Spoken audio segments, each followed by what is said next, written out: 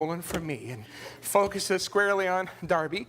But Kelly was wondering if someone here might have a booster seat that she could use in the car for Darby while they're here this week. You all can handle that? Excellent. Oh, we got multiple. All right, we'll have you bid off for it here later on then, but that's great. Glad to have that taken care of. Thank you all so much for being able to help. Some of my very favorite memories, to be honest, of Christy really actually have to do with Darby and hearing them play together and hear them read together, do the things that they did together. Darby was a great blessing to Christy and to me. It was very sad to us when Christy got cancer and she had her first radiation treatments, and we realized that there was never going to be a possibility for us to be able to have children. But Darby came along, and so she's kind of been like that to us through the years. And so I'm really looking forward to having the little goofball around for a few days before I have to take off. And being around her just a little bit, especially because she's a very precocious and inquisitive child, has really made me miss the grand experience that all of you parents have gotten to enjoy through the years of the questions that your little children will ask you. Why is the sky blue? Curious, did any of your kids, always heard that one, did you get that question? Anybody get that question? All right, so our kids apparently are not inquisitive, but the word on the street is some of them are. Well, here's another question I'm kind of curious about. How many of you were asked by your children, where did God come from? Anybody gotten that question? Nah, I see, they're spiritually inclined. That's the difference here. They're inquisitive about the things that matter most. And that is a great question. And when a child asks that kind of question, that is the kind of question that I think they should be commended for, because it shows they're beginning, first of all, to think from a more concrete level to a much more abstract level. But more than that, they're really interested in and starting to think about the things that really matter most. Well, that is indeed a great question for a child to ask. Quite honestly, I think it's a great question for those of us who are grown-ups to ask as well. Where did God come from? But one thing that I think is not so commendable is when those who are the opponents of Christianity ask this question as if this is some kind of knockdown argument against the existence of God. Just a few days ago, my brother Adam Ulrich, back in the back, sent me a link on Facebook from a video of a debate between an atheist and a believer, in which the atheist raises this question as if this is just some kind of devastating defeat for Christianity that nobody can possibly answer. Where did God come from? And Adam was very impressed with the good answer that the believer gave to him in the course of the debate, and then he asked me if I might be willing to put some additional thoughts together about that. So if you don't like tonight's lesson, blame the guy back there in the back booth here, because he's the one who suggested it. But I do want to kind of talk about it with you tonight and kind of flesh out the answer that the believer gave in the course of this debate. I can tell you this. This was hardly a rare occurrence for an atheist to raise this question as if it was some kind of complete and total victory for unbelief. Over the last few years, having done a little bit of reading about the new atheist movement and some of the arguments that they make, this is actually pretty much a staple in their line of thinking. Some of you have heard of Christopher Hitchens, who passed away just a few years ago. In his screed against belief in God, called God is Not Great, he says, the postulate of a designer or creator only raises the unanswerable question of who designed the designer or created the creator. Religion and theology have consistently failed to overcome this objection. And I have to say, in all candor, without trying to be snarky about this in any way, the only possible reason a person could say that religion and theology have consistently failed to overcome this objection is because of a complete lack of knowledge of religion and theology. Because all of the great thinkers in Christian history have offered mountains of reasoning to understand why this is not a defeating objection to Christianity at all. But nevertheless, for people who have not really taken the time to study these things, then this seems like this is just some great victory for the cause of atheism. So I want to tackle this question tonight. Where did God come from? But there's actually a more fundamental question that we need to ask. Before we ask the question, where did God come from? We need to ask the question, did God come from anywhere? Make sense? Because if God did not come from anywhere, it doesn't make any sense to ask, where did he come from? So that's how we're going to get started tonight. We're going to get started with the question, did God come from anywhere? Now that's kind of an odd phrased question, I think. So let me restate it in much different terms that hopefully will make it clear what I'm asking by this question. What if I rephrase this question, did Shane come from anywhere? Well, as soon as I ask that question, we can immediately start to answer it. We can tackle it. We can consult the history books. We can consult records. So, for example, I can reach back into the archives and see my first, yeah, that's what I thought too. I clearly peaked at like 3 months right there. So, but anyway, that is my first Olin Mills official baby portrait right there. And then, astonishingly, I can even find my birth certificate. So there it is. So we can answer the question, did Shane come from somewhere? Because of the information that's on this birth certificate. For example, it has the name of my parents, or at least the name of my mom. And that's because part of the answer to the question, did I come from somewhere, is, yeah, I came from Fran Scott. That's my mother. I depended on my mom and dad in order for me to exist. So that's one way to answer this question, where I came from. I came from Fran Scott. Another way you could answer the question, where did Shane come from, is my birthplace, which is Lexington, Kentucky, St. Joseph Hospital, which since then has actually discontinued delivering children there. I'm sure there's no cause and effect relationship there, but children aren't born there anymore, but that was the hospital where I was born. So you could say, where did he come from? Well, he came from Fran Scott. Where did he come from? Well, you can think of a place, Fayette County, Kentucky. Another way that you could talk about where I came from is in terms of the time, my birthday, which is September 7th, not September 7, 100,000 BC, like Taya thought, back up in Chillicothe, but September 7th, 1967. But yeah, so that has all that kind of information there, that in different ways, either in terms of origin or place or time, can tell you where I came from. So if I ask you the question, where did Shane come from? Did Shane come from anywhere? Well, the obvious answer to that question is, yeah, of course. He came from his parents, he came from a certain place, and he came from a certain time. Now, all this pretty, I think, elementary and straightforward, but here is the key question. The key question goes back to the point that I raised just a second ago when I said that I was dependent. My existence is dependent.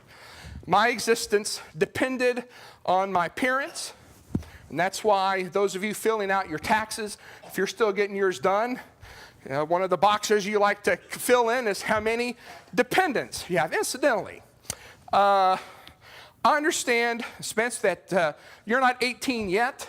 You turn 18 this summer.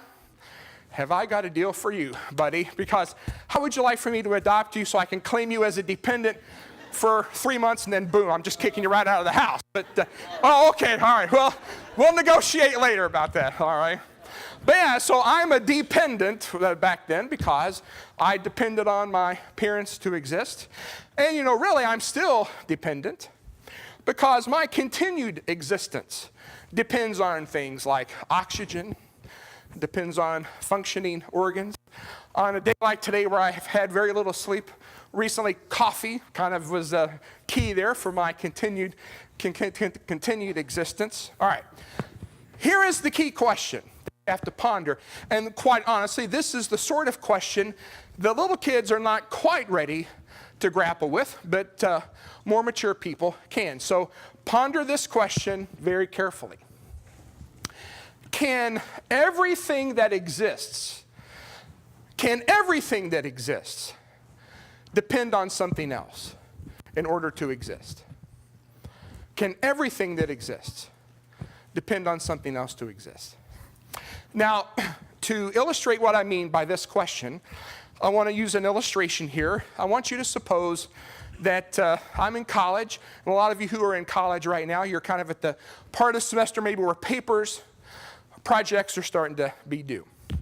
And I want you to suppose that you're in a history class, and your professor has asked you to write a book review of David McCullough's book, 1776, Critical Year in American History. Here's the problem. You don't have that book. If you're going to get that book, you're going to depend on getting it from somebody else. All right? So let's say that I go over here to Cammie, and I say, Cammie, I need that book. I'm going to depend on somebody else to give it to me. Do you have David McCullough's 1776? So that means you're going to depend on somebody else to get it, right? So then you turn over here to Megan, and you want to know if she has it. Do you have that book? Okay. Do you have it? Do you have it? Do you have it? Now, if nobody has that book, am I ever going to get it? If nobody has it, will I ever get it? No. Does anybody in this room have David McCullough's 1776? Well, look at this right here. How did that happen? Bob Bennett. And I just want to know, did it ring true from what you read? No, that would be a mean thing to say, wouldn't it, here, if it's like you remembered it here, but okay. All right, very good. Hey, we're all family. I even asked his permission to make that joke tonight. Lay off me. All right, so here's the point I'm making. If all of us depend on someone else to get that book, if all of us depend on someone else to get that book, will any of us ever get it? No. All right, now what if the book is different? What if the book is not 1776? What if the book is existence itself? This is a high-value visual aid right here. I'll put a lot of time and effort into this. So think with me. If I need 1776, but I don't just have it, and I depend on someone else, but nobody has it, will anyone ever get it? No. All right, what about existence? If I just don't inherently have existence, and I depend on someone else to get existence, if nobody just has existence, will any of us ever get it? No. So the answer to the question, can everything that exists depend on something else, is no. It means that there must be something that does not depend on anything else for existence, but simply is existence itself, simply has it. Now, who might that be, or what might that be? Well, do you remember in Exodus chapter 3 when Moses was told by the Lord to go to the people of Israel? What did the Lord say to Moses when Moses wanted to know, who should I say is sending me? What was his answer? If I come to the people of Israel and say to them, the God of your fathers has sent me to you, and they ask me, what is his name? What shall I say to them? God said to Moses, I am who I am. And he said, say this to the people of Israel, I am has sent me to you. Just like no one would ever get the book 1776 unless someone just has it to give. nothing could have existence if everything depended on something else to exist. There must be something that just has existence, something that just is existence. Think about what Paul says to the philosophers of Athens in Acts chapter 17. The God who made the world and everything in it, being Lord of heaven and earth, does not live in temples made by man, nor is he served by human hands as though he needed anything. Just like there would have to be somebody who just has the book in order to give it to you. There has to be something that just has existence to be able to give it to everything else. Doesn't need to get existence from anyone or anything else. And that is precisely who God is. Because he himself gives to all mankind life and breath and everything. So what would that mean then about the nature of God? Well, first of all, remember I talked about having a birth date. I have a birth date because I had to get existence from someone else. So I know when I got it. But does God have a birthday? He does not. Because he did not come into existence. He just is existence. I am. He has always had existence. So unlike me, God is eternal. Not only that, because I came into existence, I can even be located more specifically. I can be located in a place. Like I was born in Lexington, Kentucky, grew up in Winchester, Kentucky, came to school in Temple Terrace, Florida, started preaching in Mount Sterling, Kentucky. I can always be located. Where did I come from? Well, to here, I came from Nashville, Tennessee. Going later on this weekend up to Mount Sterling, Kentucky. So I'm limited by space just like I'm limited by time. But what about God? Is God limited by space? No, he's not limited by space. As a matter of fact, just because, in the same way that God has always existed, God is not limited by time and space. He's the one who made time and space. That's what the very first verse of the Bible tells us.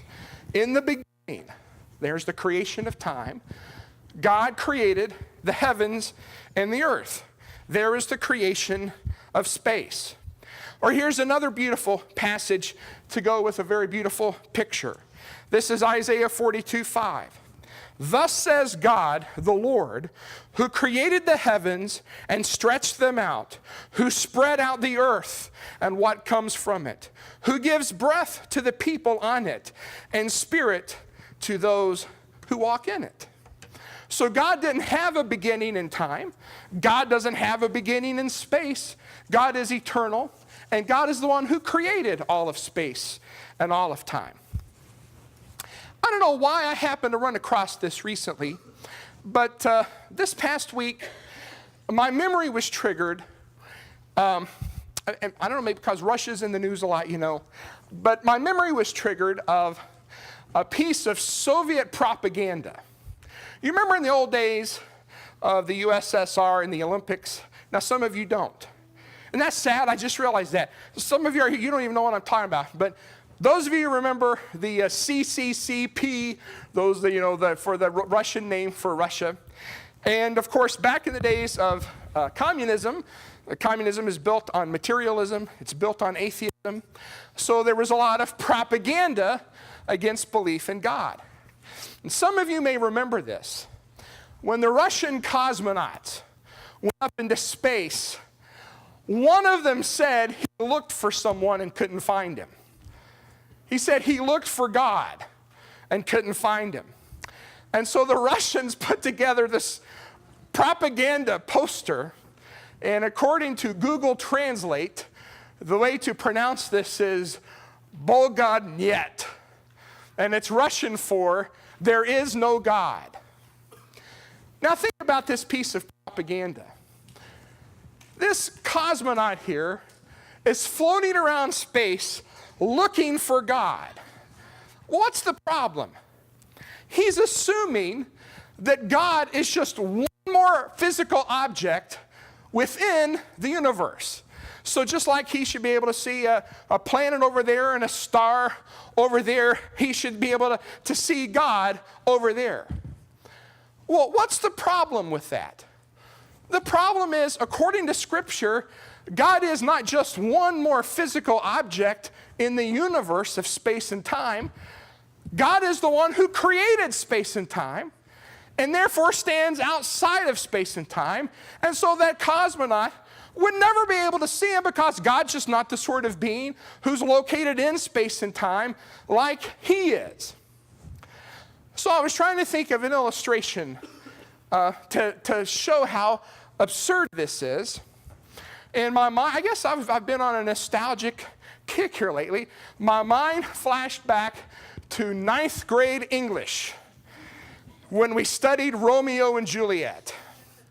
And we had to watch this movie version of Romeo and Juliet. Kids, how many of you you've not studied Romeo and Juliet yet? You haven't studied, all right. Spoiler alert, something bad's about to happen here, okay?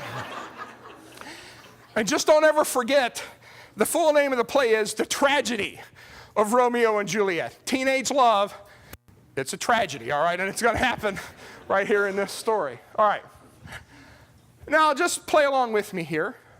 Here's one of William Shakespeare's plays. Here's Juliet, and Romeo's, he's preoccupied for the moment. But so I want you to suppose that somebody said, hey guys, guess what? You're never going to believe this, but you're actually a part of a creation. You're a part of a story that's been created, and the creator's name is William Shakespeare. And suppose they said, oh really, where is he? Is he behind that pillar back there? Was he on the scene before us and we just didn't see him? Or is he coming on a scene after us? And you would say, well, it's not exactly like that. You see, he created your story, but he's not confined and limited to your story. He made your story. Well, no, that doesn't make any sense. If I'm going to believe in him, I ought to be able to see him. And if I don't see William Shakespeare, then that means there is no Shakespeare. Well, no, not at all. Quite the contrary. It means Shakespeare is so much greater than you that he could make your whole story. And he could create your time and place. But he's just not part of it like you're part of it. Well, you see, that would be absurd. And yet for this goofy-looking cosmonaut to fly around going, well, I can't see God, so he must not exist, is just as absurd. Because nobody, no Jew, no Christian, no Muslim, nobody who believes in the one God has ever suggested that God is just one more physical object floating around in our universe. Quite to the contrary, the Bible says things like this in Romans chapter 11 and verse 36. For from him and through him and to him are all things. God is the one that all things come from. And because he is the one from whom all things come, according to this passage, God is to be glorified. Now, someone may say, well, all right, so far you've said that this one who is the source of all existence is God, but why call him God? Well, think about the things we've already talked about tonight. We've already said that he is infinite. He's not restricted by space. We've already said he is eternal because he did not come into existence. My birth certificate shows that I came into existence. Not to be too mordant, but someday I'll have a death certificate that shows when I went out of existence, at least in this life. But God's not the sort of being that comes in and goes out of existence. Furthermore, whoever this ultimate source of existence is can't be made up of parts, must be immaterial. Why is that? Well, have you ever gone to the store to buy a toy for your child, and on the front of the box it says, some assembly required? Now, if I'd ever had kids, that'd have been a big problem right there. Some assembly required. What does that mean? Well, if it's made up of parts, somebody's got to put them together. and only then will it exist. So it's not eternal. So whoever the ultimate source of existence is can't be made up of parts. Well, once you start thinking just a little bit, you realize whoever the ultimate source of existence is infinite, eternal, immaterial. Guess what everybody calls that sort of thing? That's who God is. So then, let's go back to this question here. I said to you a moment ago, does Shane come from anywhere? Yes. Time, space, dependent on someone else for existence. But what's the answer to this question? Did God come from anywhere? And the answer to the question is, no, he did not. God has always existed. So then let's go back to the very first question that we started with tonight. When someone asks the question, where did God come from? Remember, God doesn't come from anywhere. So here's what they're really asking. Where did the one who didn't come from anywhere come from? And that's a nonsense question. It's like asking, what's the name of the bachelor's wife? If you know what it is to be a bachelor, you know not to ask what his wife's name is. And if you know who God is, you know not to ask where he came from. So, the next time your sweet, precocious, adorable 3-year-old child says, Mommy, Daddy, where did God come from? Just say to them, that is philosophically incoherent. No, don't say that. That would be a pretty tacky thing to do. All right, yeah, go ask the preacher, all right. I just want you to see why the question is fundamentally flawed. Here's what I would suggest that you say to your child. If your child asks you, where did God come from? Just simply explain, God and God alone is the only thing that exists who didn't come from anywhere, but instead, all of us came from him. And here's the really exciting part. God didn't just simply start the story. God is also the conclusion to the story. Because what the scripture says is, from him, through him, but don't let this slide by, to him are all things. You know, I said to you, the place for my father's name on my birth certificate is blank. I could tell you his name. The last I knew where he lived, it's not far from where the Lowe's go up into Georgia. I've suggested maybe if Ronnie wants to go by with, knock on the door and just say, hey, but no, I'm teasing about that. Believe me, life has worked out really great. But I'll tell you this, there's some of us who have complicated relationships with the source of our physical origin. Maybe they want us, maybe they don't. But what a blessing it is to be able to tell a little child that the one and only being who doesn't need anything, nevertheless wants them forever. I can't imagine a better lesson for any little child to learn. And that's a lesson that is pretty helpful for a 51-year-old to kind of keep in mind too.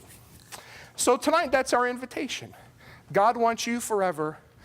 He brought you into existence, but he wants you to enjoy an eternal existence with him. And he wants that so much for you that he came in Jesus of Nazareth to die and be raised from the dead, to remove sin and death, those barriers and obstacles between us and him, by his grace and because of his love and mercy.